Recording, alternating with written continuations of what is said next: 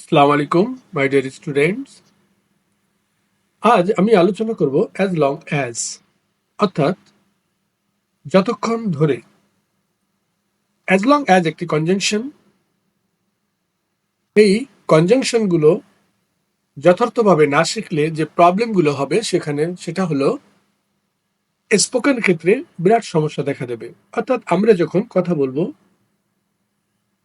তখন মনের ভাব সম্পূর্ণভাবে প্রকাশিত হবে না, আর যখন মনের ভাব প্রকাশ হবে না তখন নিশ্চয়ই সেটা ভাষাও হবে না। তাই ভাষাকে শ্রুতিমধুর বা মনের ভাব পরিপূর্ণ প্রকাশ করার জন্য as long as, had better, be plus, adjective plus that clause, no sooner, had, as soon as, এই যে অনেকগুলো শব্দ রয়েছে, তারপরে either dot dot or, both dot dot and, এই যে নানা ধরনের কনজাংশন রয়েছে, এগুলো ব্যবহারের মাধ্যমে মনের ভাব সম্পূর্ণ প্রকাশ করা সম্ভব হয়। তাই as long as এই পর্বে আমরা দেখব এর মানে হলো যতক্ষণ ধরে ততক্ষণ, অর্থাৎ যতক্ষণ তুমি না আসো ততক্ষণ আমি অপেক্ষা করব। এই যে অনেক ধরনের কথা আমরা বলে থাকি, এই ক্ষেত্রে অ্যাজ লং অ্যাজ ব্যবহার করা হয়। এমনকি অ্যাজ লং অ্যাজ শুধু যতক্ষণ ধরে ততক্ষণ তা না, যেহেতু ডট ডট সেহেতু এই অর্থও ব্যবহার করা যায়, সংখ্যার ক্ষেত্রে ব্যবহার করা যায়। কিন্তু আমি অত দূরে না গিয়ে আমি সহজে সংক্ষিপ্তভাবে আলোচনা করব, যাতে তোমাদের সময় বাঁচে এবং যাতে তোমরা অল্পতে বুঝতে পারো। তাহলে এক কথায় আমরা বলতে পারি অ্যাজ লং অ্যাজ মূলত দুটি ক্লজের মাঝে বসে। প্রথম কন্ডিশন হচ্ছে দুটি ক্লজের মাঝে বসে। তবে কথোপকথনের ক্ষেত্রে অ্যাজ লং অ্যাজ সেন্টেন্সের শুরুতেও বসে। যদি শুরুতে বসে তাহলে মাঝখানে একটি কমা বসবে। আর আরেকটি বিষয় হলো টেন্সের ক্ষেত্রে সমতা বজায় থাকে, অর্থাৎ প্রথম অংশটা অর্থাৎ প্রথম ক্লজটা যে টেন্সে থাকবে অ্যাজ লং অ্যাজ এর পরেও সেই টেন্সেই আরেকটি ক্লজ থাকবে। অর্থাৎ দুটি ক্লজকে সংযুক্ত করতে গিয়ে প্রথম ক্লজটা যদি প্রেজেন্ট টেন্স হয়, পরের ক্লজটিও প্রেজেন্ট টেন্স। প্রথম ক্লজটি যদি পাস্ট টেন্স হয়, পরেরটাও পাস্ট টেন্স। এই বিষয়টা মনে রাখবে। এর ফলে সাধারণত তোমরা রাইট পাওয়া ভার্ব করতে সুবিধা হবে।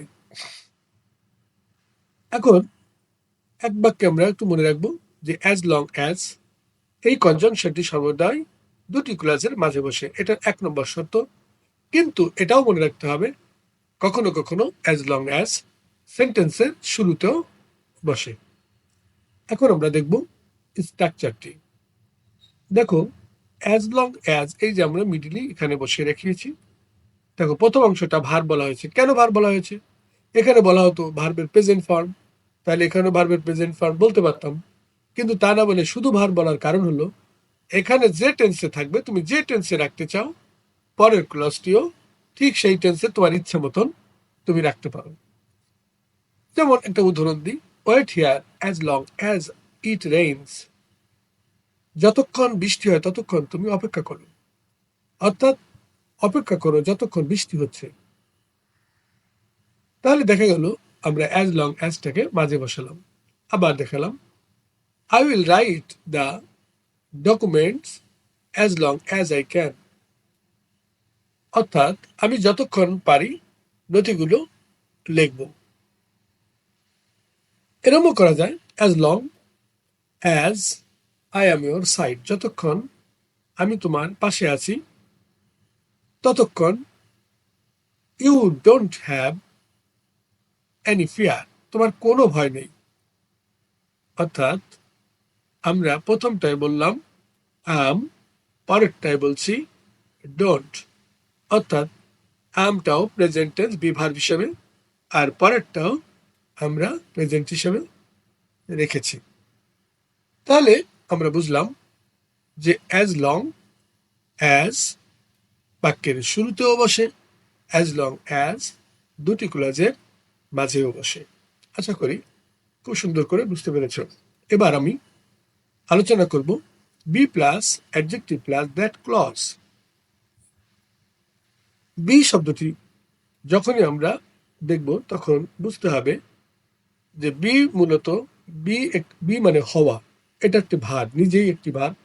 কিন্তু বি ভার যখন বলা হয় তাহলে বি কে ভাঙলে আমরা অনেকগুলো অক্সিলারি ভার্ব, যেগুলো আমরা বি ভার্ব হিসেবে বলি, যেমন টেন্সে আমরা অনেক সময় বলি I am writing a letter, অর্থাৎ আমি একটি চিঠি লিখছি। এখানে অ্যাম কিন্তু একটা অক্সিলারি ভার্ব, কিন্তু অন্য অর্থে এটা কিন্তু একটা বি ভার্ব। কিন্তু অবস্থান ক্ষেত্রে বি ভার্বের নানা ধরনের নাম হয়ে থাকে, যেমন আই এম এ বয় এখানে, অথবা আই এম হ্যাপি এখানে অ্যাম কিন্তু প্রিন্সিপাল ভার্ব বা মূল ক্রিয়া, এখানে কিন্তু অক্সিলারি নয়। তো যাই হোক, আমরা এখন বি ভার্ব সম্পর্কে আলোচনা করে নিই। বি ভার্ব বলতে অ্যাম, is, R, Aja, war, being, বিন ইত্যাদি, ওগুলোর প্রয়োজন নেই। আমরা এখন শিখবো শুধু অ্যাম, ইজ, আর, অজ, ওয়ার, এটুকু হলেই ভালো হয়। এখন দুটো ক্লাস থাকবে জয়েনিং করার জন্য। এই স্ট্রাকচারটি অনেক সময় আমাদের প্রয়োজন হয়। I am happy, full stop, প্রথম ক্লজ। দ্বিতীয়টা বলা হয়েছে my sister got the prize. এখন বি যখনই বলা হবে তখন বি ভার্ব, দুটো ক্লজের মধ্যে বি ভার্বটি খুঁজে বের করতে হবে। তো বি ভার্ব অ্যাম, এই যে অ্যাম আছে এখানে, এইটা হলো বি ভার্ব। তাহলে এই বাক্যটি আমরা প্রথমে বসাবো, যেমন আই অ্যাম হ্যাপি। এবার সূত্রের এই হ্যাপি কিন্তু অ্যাডজেক্টিভ। এবার দ্যাট, দ্যাট এটা সূত্র থেকে আসছে, দ্যাট। আর পরের ক্লজের কোনো পরিবর্তন হচ্ছে না, অর্থাৎ I am happy that my sister got the prize. আমি সুখী যে আমার বোন প্রাইজটি জিতেছে। তাহলে দেখা গেল এখানে গট, গেট যদি হয় জিতেছে, গট জিতেছিল। এখন he is sorry he has failed in the exam. এখানে he is sorry that he has failed in the exam. তাহলে বিভাব জাতীয় বাক্যটা আমরা প্রথমে নিয়ে আসবো, তারপরে দ্যাট, তারপরে পরের ক্লজটি আমরা বসালাম।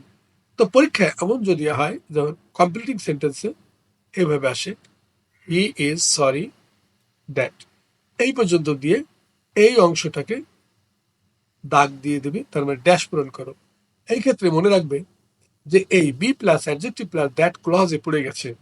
সুতরাং এই সূত্রের রুল তো আমরা শিখলাম যে প্রথম ক্লজটি বি ভার্বটি রেখে দেবো, আর দ্বিতীয় ক্লজটি তোমার মনের মতন করে তুমি যেভাবেই হোক না কেন তোমার মনের ভাব প্রকাশ করতে পারবে।